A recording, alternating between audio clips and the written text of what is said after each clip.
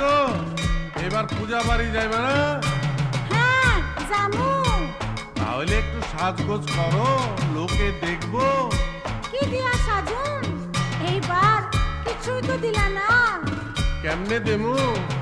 এবার পূজা বোনাসও পাইলাম না, তোমারেও কিছু দিতে পারলাম না।